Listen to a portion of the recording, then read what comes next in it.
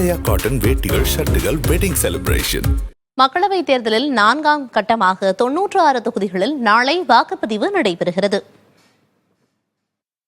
நாடாளுமன்றத்துக்கு 7 கட்டங்களாக தேர்தல் நடத்தப்பட்டு வருகிறது.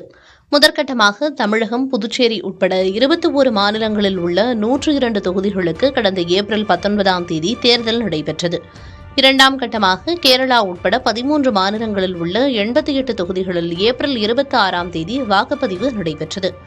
3ஆம் கட்டமாக குஜராத், கர்நாடகா உள்ளிட்ட 11 மாநிலங்களில் உள்ள 93 தொகுதிகளுக்கு கடந்த 7ஆம் தேதி தேர்தல் நடைபெற்றது. இதுவரை நடந்து முடிந்துள்ள 3 கட்ட தேர்தல்களிலும் மொத்தமுள்ள 543 தொகுதிகளில் குஜராத் மாநிலம் சூரத் தொகுதியில் பாஜக வேட்பாளர் போட்டியின்றி வெற்றி பெற்றுவிட்டதால் அந்த இடத்தை தவிர மற்ற 283 இடங்களுக்கும் வாக்குப்பதிவு நிறைவடைந்துவிட்டது. இந்நிலையில் 4ஆம் கட்டமாக திங்கட்கிழமை நடைபெறும் தேர்தலில் 9 மாநிலங்கள், ஜம்மு காஷ்மீர் யூனியன் பிரதேசத்தில் உள்ள ஸ்ரீநகர் தொகுதி என மொத்தம் 96 தொகுதிகளுக்கு வாக்குப்பதிவு நடைபெறவுள்ளது. 4ஆம் கட்ட தேர்தலில் 170 பெண்கள் உட்பட மொத்தம் 1717 வேட்பாளர்கள் போட்டியிடுகிறார்கள். வாக்குப்பதிவுக்கான இறுதிக்கட்ட ஏற்பாடுகளை தேர்தல் ஆணையம் செய்து வருகிறது. ஒவ்வொரு வாக்குச்சாவடியிலும் பலத்த பாதுகாப்பு ஏற்பாடுகளும் செய்யப்பட்டுள்ளன. திங்கட்கிழமை காலை 7 மணி முதல் மாலை 6 மணி வரை வாக்குப்பதிவு நடைபெறவுள்ளது.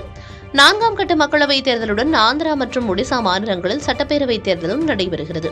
ஆந்திராவில் மொத்தமுள்ள 175 தொகுதிகளுக்கும் ஒரே கட்டமாக தேர்தல் நடக்கிறது. இந்த மாநிலத்தில் ஆளும் ஒய்எஸ்ஆர் காங்கிரஸ், பாஜக, தெலுங்கு தேசம், ஜனசேனா கூட்டணி, காங்கிரஸ் இடையே மும்முனை போட்டி நிலவுகிறது. ஒடிசாவில் மொத்தமுள்ள 147 தொகுதிகளில் முதற்கட்டமாக 28 தொகுதிகளுக்கு வாக்குப்பதிவு நடைபெறுகிறது.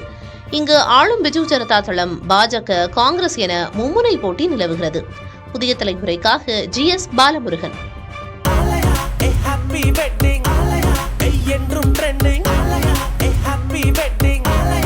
ஆலயா காட்டன் வேட்டிகள், ஷர்ட்டுகள், வெட்டிங் செலிப்ரேஷன்.